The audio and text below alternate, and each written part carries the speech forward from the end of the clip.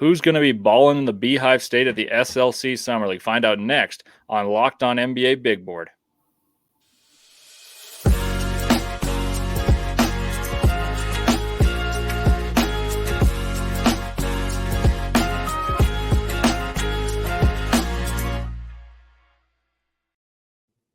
Welcome into Locked On NBA Big Board. I'm Leif Thulin, joined by James Barlowe. You guys are used to us hanging out and talking hoops. Well, today's going to be no different. Yesterday, we previewed the California Classic featuring the Kings, the Lakers, the Heat.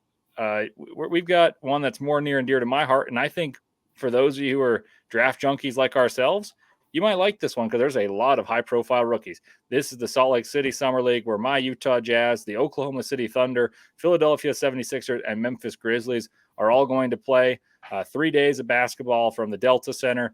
I've gone to it the last couple of years, and this is the most excited I've been because the Jazz have 3 picks in it. Cody Williams at 10, Isaiah Collier at 29, and Filipowski at 32. The Thunder have a top 12 pick, and Topic not going to play, but McCain 16, Edey 9. We're going to talk about all that, but first let me tell you, today's episode is brought to you by FanDuel.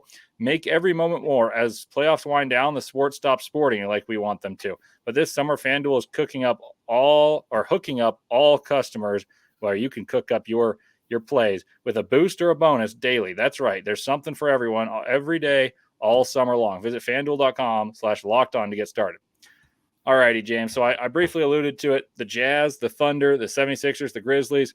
You got 2 top 10 picks in Edey at 9 and Cody Williams at 10. Jared McCain went 16, and the Thunder picked Nikola Topic at 12. He won't be playing because he tore his ACL, but they do have another first-rounder in Dylan Jones.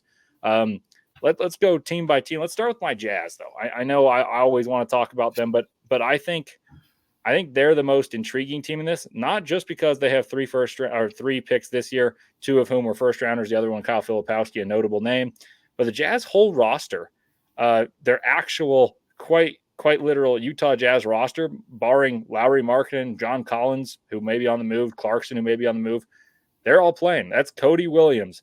You've got Isaiah Collier, Kyle Filipowski, Keontae George, Taylor Hendricks, both of them were top 16 picks last year. Bryce Sensabaugh went 28th last year. And then Walker Kessler, who was all rookie team. And 12 months ago, in the same time, he didn't play in the Summer League. What did he play on? He played on the USA Select team, along with the likes of Jalen Brunson, Tyrese Halliburton, Josh Hart, all those guys. He was on that team. Now he's playing in the Summer League. And then there's one more guy that I know you love. I'll let you get to him. But that's quite a squad. That might be the best Summer League team in terms of how much of that team is comprised of the actual team that I've seen since watching the Summer League. And I've been watching the Summer League since I've been a little boy. Yeah, it reminds me of those teams in the past where you're like, you know what, that's half of our rotation right there. I just have a quick question for you. So we mentioned obviously the biggest surprise to me, Walker Kessler is playing. What is the staff looking for when you throw out Walker Kessler in this setting, being that he's going into his 3rd year in the NBA, and he's not like, I'll let you explain it to me. What are they looking for from him? Well, I think it's a confidence booster for Walker Kessler. I was told by Tony Jones on Locked On Jazz a few weeks ago that Walker Kessler was frustrated and the Jazz were frustrated with Walker Kessler, and there's a disconnect of what was expected of him and what he was doing, and then it became a bit of a rift. You saw him get varying minutes in playing time last season for the Jazz after being an all-rookie first team, 3rd in Rookie of the Year voting his rookie year, falling from grace to playing Summer League. I think this is a confidence builder saying, hey, you're going to rim run, you're going to play hard, and we still really believe in your ability, and this is how we're going to show it. You play here, you're going to play in the actual games. We know you have an elite skill set as a shot blocker, but let's diversify your game. This is a good time to try it. The last thing about Kessler, in my opinion, that needs to be noted is Walker Kessler was in trade rumors, and the Jazz met with Kessler and Kessler with the Jazz. And I think they sorted out and came to an agreement of like, oh, this is where it went wrong. This is the path forward. And that's what I've been told. And so that's the guy I'm most eager to see how he plays. And I wonder if he's just kind of plays 1 or 2 games, and that's what it is. The Jazz fans, though, they don't really want to see a known commodity. They want to see Cody Williams, Isaiah Collier, Kyle Filipowski. And then there's I think everyone thinks Keontae is going to kill it in the summer league because he did last year. But Taylor Hendricks didn't play in the summer league last year. Bryce Sensabaugh didn't play in the summer league last year. They both emerged at the end of the year. I think the Jazz fans are going to be very curious to see what Hendricks does along with Cody Williams. So I transition into saying that I left out one player who I know you want to see. So I want you to introduce him because Jazz Summer League actually saw him last year and maybe the year before that too. I think I've seen him in Summer League 2 years before. But he, along with one of the newer guys that you want to see and you expect to ball out. So the mystery guy, which shouldn't be a mystery, Kenneth Lofton Jr. It feels like he's been around for 5 years and he's only 21 years old. I know there's been video, or I guess you could say footage of him. He's lost some weight. I want to see what he looks like because again, the weight loss was probably key for him on defense, but at the same time, like him being a bigger guy, he used that to his offensive advantage. So it'll be interesting to see if he can still be that bully that he was before, even though he's lost some weight. And again, he's still only 21. He won't be 22 until next month. But as far as, like you had mentioned, Keontae, I don't expect Keontae to play more than 1 or 2 games. You think that a guy who started, I want to say, the second half of the season, I don't know exactly how many games, but he did start a good chunk of the games. You don't expect for him to struggle in this setting. And I really want him to and expect him to just flat out dominate. Keontae is a competitive dude. He keeps his head focused. So I wouldn't be surprised if he's like, oh, you guys drafted a point guard. I don't care where you drafted a point guard at. I'm still here. I'm still going to show you that I'm the point guard of the future. And speaking of that point guard that they did draft, I do want to see what Isaiah Kyer looks like. So like you said, I mean, it's a loaded class for the Utah Jazz, but it's also very important because I think we counted at least six guys who have an opportunity to be in the rotation. So, but yeah, even with Kenneth Lofton Jr., he is what appears to be a borderline guy. Well, they just drafted a center, so he's going to have to outplay Kyle Filipowski. And but this Jazz team is going to be a lot of fun. I mean, even guys like Jason Preston, like he was a NCAA favorite. Let's see what he looks like in I believe his 3rd year. And then also, I think that this is really important for Taylor Hendricks, considering that he didn't play a lot last year and that he did play in the G League and he spent time in the G League. And you want to see like that big step from your second-year guys in this particular setting. So it's like I'm not worried about Keontae. I expect Keontae to do what he does. But second-year guys like Sensabaugh and Hendricks, this is where if you don't play well, you can kind of get lost in the sauce. Yeah, I expect Sensabaugh to score the rock. Like that's what he does. I think this will be a nice setting for him. I actually did a podcast last year previewing on Locked on Jazz who's going to play well in the summer league. Sensabaugh didn't play at all. They were talking about he and Hendricks might play Vegas. This year they're both playing, and both of them played substantial minutes at the end of the year, albeit the Jazz had no inclinations of winning, but they played NBA basketball and I would say performed pretty well. Keontae, like you said, more of a known commodity. I think he will get shut down because of he's going to ball out. I'm very curious to see what Cody Williams does. What do you expect from a guy like him who you've described as a jack of all trades but a master of none? What do you think he can do to impress you at the summer league and impress Jazz fans and more importantly Jazz coaching staff, because they're really high on him, but his game's maybe not as much catered to just getting a bucket. He does a lot of things well. So what type of things are you looking for Cody Williams to do to impress you? I would like to see him stuff the stat sheet. And that doesn't mean he needs to go out there and try to score 20. But if he just show me the playmaking, show me that you rebound, that you have the intention to rebound, that you're pushing the break, like show me that kind of guy. Don't go out there and float. There has been times where, Cody Williams, I know he started off kind of slow. And he was just like, he's a top 5 pick. And it took him a while to get going.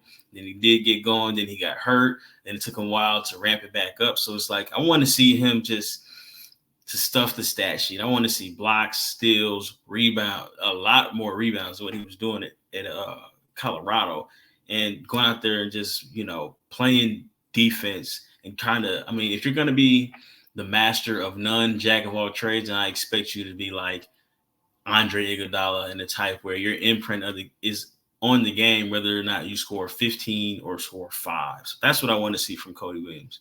Yeah, I'm with you. I want to see him score well. I don't even need to see threes. I just want to see him have the ball in his hands a fair amount, even though there's Keontae, even though there's Collier. And I want to see what he can do with the ball, score if he facilitates, because I believe in his defense. Well, coming up next, we're going to talk about some other teams, including another top 10 pick. We're going to talk about the Memphis Grizzlies, a big guy coming in, Zach Edey. And then they may have one of my personal favorites from last year, GG Jackson. So this will be a fun watch for me. James and I are going to break that down next. But first, we're going to tell you about FanDuel.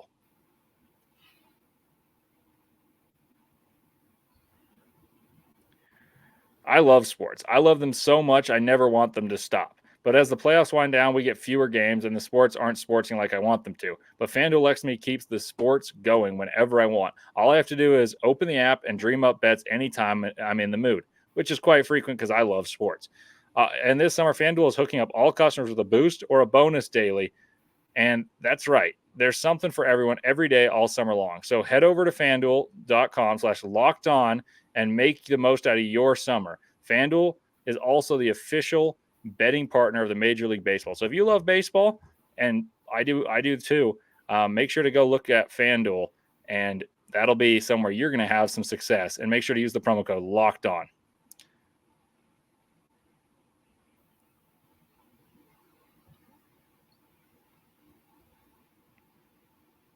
I also want to tell you guys about, ask you guys a question. Are you guys watching Fox Sports or ESPN on your TV all day and you have to turn on the volume with all that shouting? Make the switch to Locked On Sports Today, a free 24/7 sports streaming channel program for you every day to bring you the biggest stories without all the streaming. Locked On Sports Today brings you can't miss analysis, opinions, and news streaming 24/7 on YouTube or the free Amazon Fire TV channels app, part of the Locked On Podcast Network, your team every day. Alrighty, welcome in to Locked On NBA Big Board. Leif Thulin and James Barlowe. We talked about the Jazz. The Memphis Grizzlies also had a top 10 pick, and I recently learned that the Jazz would have taken Zach Edey had Cody Williams not been on the board. That was news to me. But Zach Edey was taken by the Memphis Grizzlies, who wanted to fill the center spot. So what does he have to do to impress the Memphis Grizzlies and say, well, yeah, we nailed that pick? Because he seems like someone who can really ball at the Summer League. Like we saw Lofton, an established postgame, knows what he does well. Zach Edey could be one of those guys. So is he bound to impress, James? I expect him to sound like Shaq. I expect him to dominate. Like it's the Summer League, and we know exactly what you're here to do. Be the guy that you were at Purdue. It's him and Gigi, right? Yeah, GG Jackson. I'm reading an article, and it says that GG Jackson is set to play in both. It says he's expected to be joined in Utah July 8th through 10th and Las Vegas 12th through 22nd by GG Jackson, Trey Jamison, along with Scottie Pippen Jr. And then they've got DJ Jeffries, who played at Memphis and for college, and then that's that. And then they've got Jalen Wells and Cam Spencer, both of whom were picked in the second round. Jalen Wells from Washington State, Cam Spencer, an integral figure on UConn's national championship team. So that's going to fill out to a pretty good roster, but all eyes will be on the behemoth, Zach Edey. Yeah, we know Gigi's going to go and get his. He had 30. He'll tell you he had 30 on LeBron. So I'll get to Gigi in a second, but I fully expect Zach Edey to dominate. And then that opening night matchup, you get Kyle Filipowski. That is going to be a good test. We expect you to dominate Filipowski on that end of the floor, on the offensive end of the floor, but defending in space is where I've had my concerns with Edey, but he'll get an opportunity if Kyle Filipowski is making shots like he is supposed to make shots and facilitate like how he's supposed to facilitate at the 5. And then you'll get Kenny Lofton Jr. Like that is what I'm most interested to see, what it looks like for Edey defending NBA 5s in space, even though these are the backups. Like what's it going to look like for him? But as far as GG Jackson, he's a guy that I expect him to obviously dominate. He's crazy. He's young enough to be a rookie, obviously, because he's just 19. But I expect him to pick up where he left off last year. But I want to see him make plays. Like, I wonder if they're going to feed him that, even though he's still really, really young and technically he's rookie age. But will they send him to the summer league to say, hey, look, we know you can score, but we need you to rebound more. We need you to be more of a playmaker besides being a bucket. Because if Gigi unlocks the playmaking ability with his skills at 6'9", his ability to handle, you have a future all-star. And I'm not even like being like facetious. I'm with you. I mean, I had him in my top 7 last year. I said he would be the number 1 pick this year if he stayed. So you're preaching the choir there. But I actually believe they will do that because Desmond Bane, who is a more of a finished product in the sense of he was a senior when he came out of TCU, shot the ball well in a supplementary role his rookie year. He came out and played against the Jazz in Summer League. And I want to say Devin Vassell was the other rookie there. And he looked like, hey, that guy's pretty good too. But then Desmond Bane came on. And he ran everything. Like everything he did was easy. He played the point guard. He had the ball. He'd come around the screen. I think he had 22 at halftime. And they were like, okay, we've seen our experiment. Yeah, he knows how to play. Yeah, he can have the ball in his hands. Well, sooner rather than later, they actually were without Ja Morant when it mattered a few years down the road. And Desmond Bane put himself into all-star contention. So I think G.G. Jackson will have the chance and will take advantage of the chance to demonstrate more than just scoring the ball and round out his game, both defensively, rebounding, maybe a little facilitation, because right now he's just kind of ball in hand score guy. I think you're going to see an evolution of G.G. Jackson here. Do any of Jalen Wells, Cam Spencer, those type of guys move you at all? Do you think they crack the rotation for the Grizzlies soon? See, had you told me that Gigi wouldn't emerge and that Vince Williams didn't emerge, is it Vince Williams or Vince Jackson? Vince Williams. Vince Williams. I don't want to get it mixed up with the guy that was at Purdue. But you would have told me that they weren't there, then I would think there would be a spot for them as a shooter potentially. But it's going to be hard, I personally think, for them to crack the rotation. I think Jalen Wells is going to spend time in the G League regardless because he's still like young in a sense, and he does have talent. I think he still needs to fill out. But, you know, they still got Conchar. Like, they still have a lot of guys. They have a lot of wing depth. So it's going to be hard for them to crack the rotations, but I do expect them to, like, play well in this setting because they can shoot. And that's something that you expect to translate right away. We're not asking them to be more than what they really are. But like you said with Gigi, and it's crazy. I was thinking, like, is that hyperbole? But yeah, like if he can make plays, he's an all-star. Not next year, and maybe not even with the Grizzlies because it just may not be enough opportunities. But he has all-star level talent, and it'd be interesting to see if he can take on that responsibility at this age. Because you did mention Bane, but Bane was probably 23 going into that when they were like, "Hey man, go handle the ball." We're asking a 19-year-old forward to do it, but I really hope that he is able to because, man, they got something there with him. Yeah, I'm with you. I really am excited to see what G.G. Jackson does. And like you said, Edie's going to take headlines. Edie and Kessler, Edie Filipowski. I want to see G.G. Jackson and Taylor Hendricks guard each other.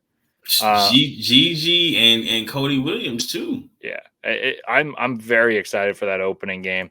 You know, the crazy part is the other teams got some nice talent as well. So coming up next, we're going to tell you guys about the Oklahoma City Thunder, what they have on their roster, and what the Philadelphia 76ers have on their roster in the Salt Lake Summer League preview.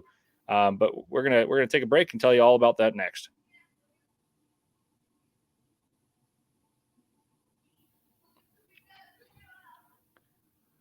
Welcome back to Locked On NBA Big Board. I'm Leif Thulin, joined by James Barlowe. We are talking about the Salt Lake Summer League. I'll be there. I know James will be watching. We'll probably communicate about it, do podcasts about these games. We've talked about what we're excited about the Jazz and Grizzlies. The teams that are kind of the consolation prize in game 2 on Monday are not too shabby themselves. The Oklahoma City Thunder did have the number 12 pick. Nikola Topic won't be playing. And the Philadelphia 76ers are headlined by Jared McCain, who went number 16. What are you looking forward to most about either of those two teams? And we'll follow your lead on this one. So with Jared McCain, he played primarily off the ball at Duke because they had two small guards at that. I guess if you call Terry smaller guard, but will he be out there playing point guard? What does it look like for him as a primary ball handler for the Philadelphia 76ers? That is what I'm most interested to see. I know he can shoot, but is he somebody that you can use as a backup point guard or somebody that you can take the ball out of Tyrese's hands and let him play off the ball some too? We didn't get to see a lot of it at Duke, but without having all their roster information, he was their only first round pick. I don't know if they had anybody in the second round picking off the top of my head, but you'd have to imagine that he's going to have full reign of that offense in summer league, and that's what summer league is for. Because come October, November, especially with them signing Paul George, the opportunities to handle the ball won't be there. So let's see if he can handle that now in this setting. Yeah, I mean, I think that's the storyline for the 76ers. I'm very curious to see how he defends at the NBA level, especially I know we're talking about him playing against the Thunder, but when he plays against the Jazz and Keontae George, Isaiah Collier, those type of guards attack him because he will be attacked. He's a good fit in the sense that Philadelphia has other ball handlers that'll get him the shot because he can really shoot it, but he's going to be attacked all the time defensively. So I'm curious to see how he handles the defensive assignments as well as how adept he is with the ball, like you said.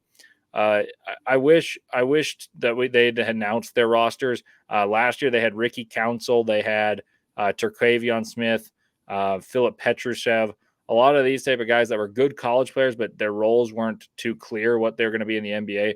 So I am curious to see how they surround Jared McCain, but McCain will certainly steal the spotlight. And I think he's one of the best shooters in this draft class. And so if you want an individual skill, he's certainly going to be up there.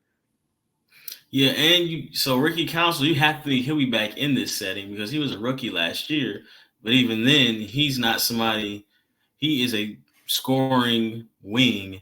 So I'm still telling McCain, hey man, I need to see if you can play point guard at this level. So yeah, I want to see what he looks. That's going to be interesting. And I know he's a very confident kid, right? Like you have to be a confident kid to dance around in public all the time.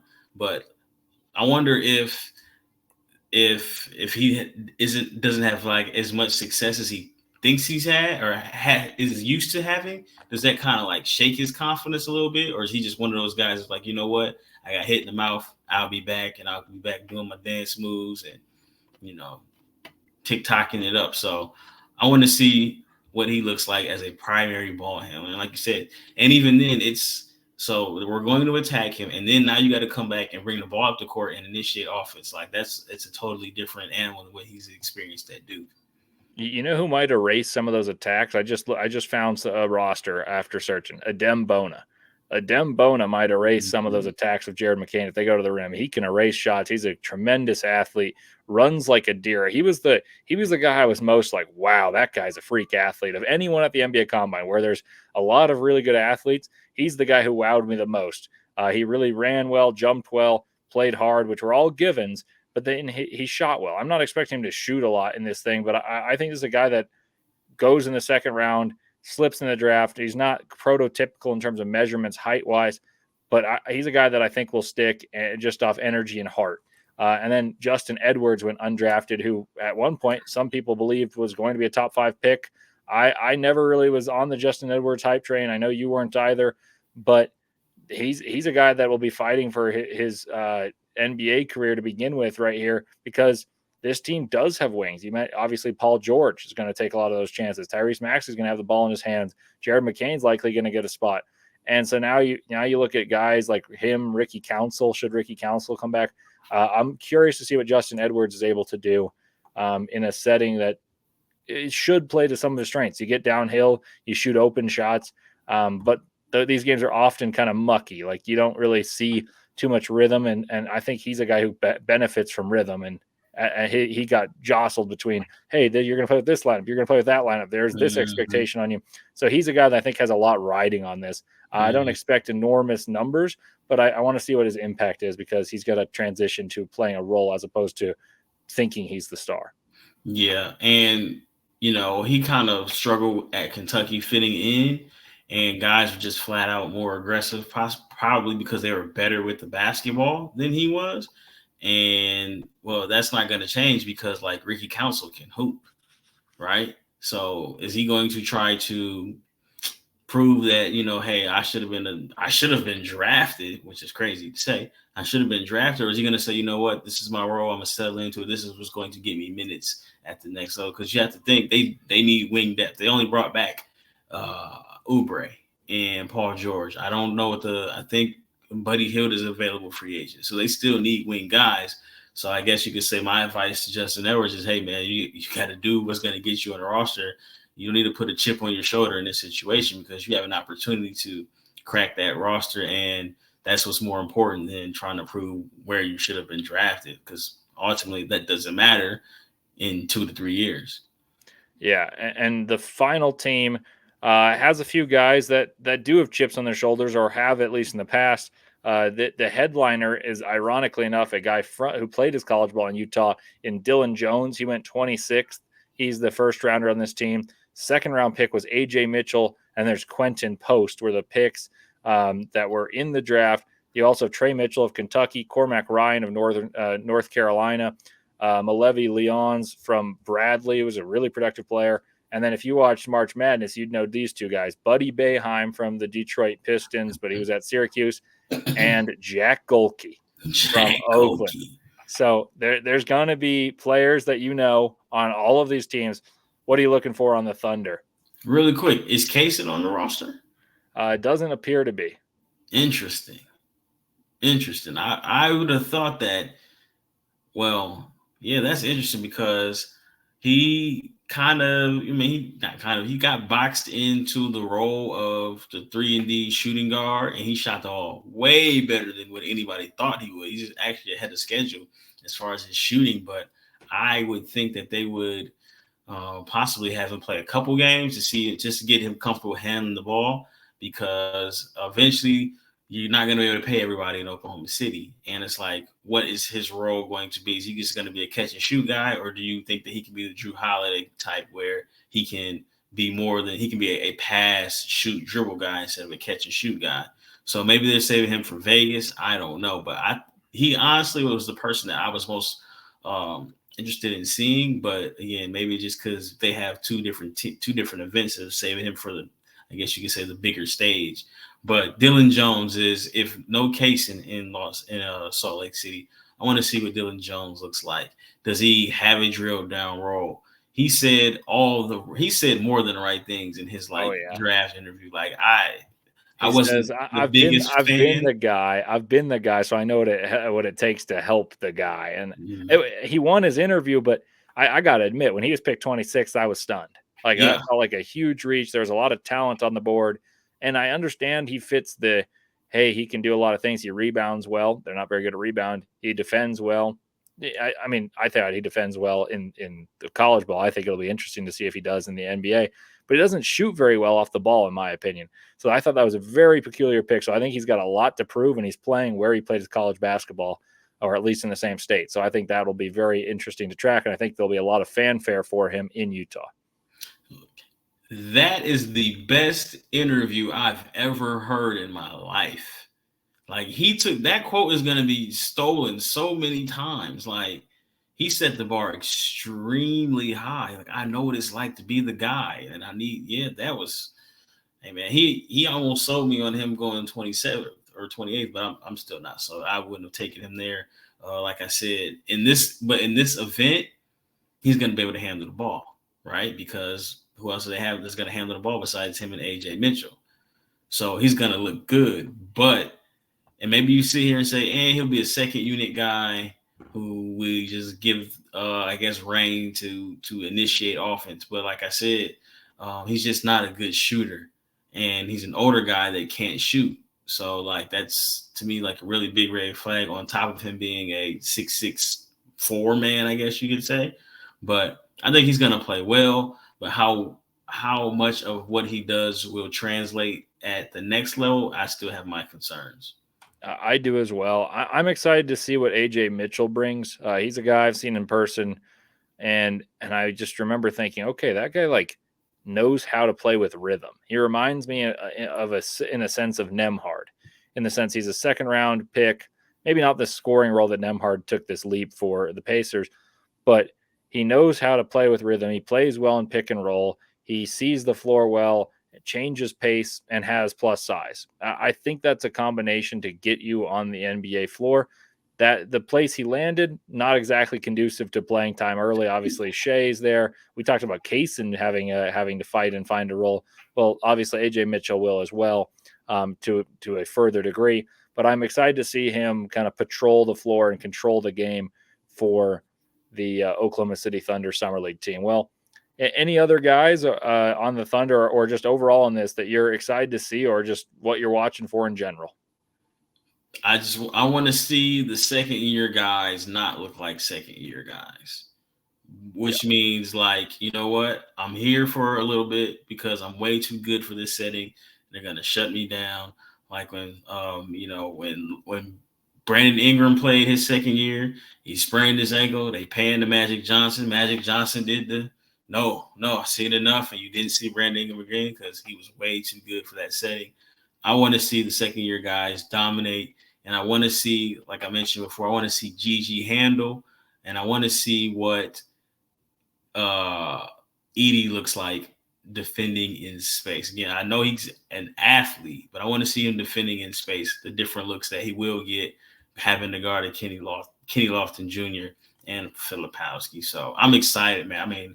I mean, this is covering the draft is cool, right? And we spend hours and hours and hours talking about it, researching this. I get more excited for Summer League than I do draft night, to be honest with you.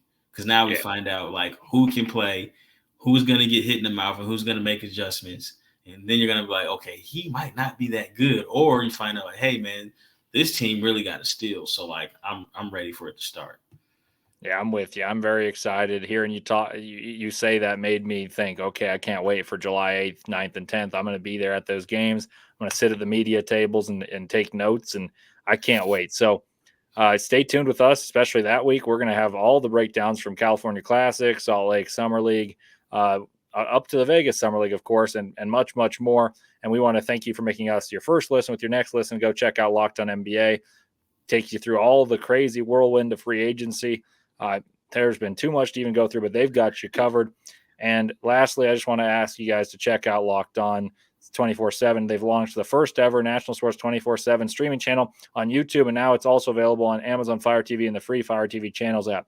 Locked On Sports Today is here for you 24/7, covering the top sports stories of the day with local experts of Locked On, plus our national shows covering every league. Find Locked On Sports Today, now available on the free Fire TV channels app. All right, well, that'll do it for us on Locked On NBA Big Board. Catch us tomorrow and with more Summer League breakdown and talk about the rookies. And soon we'll dive into the 2025 class, which is loaded. But thank you and stay tuned.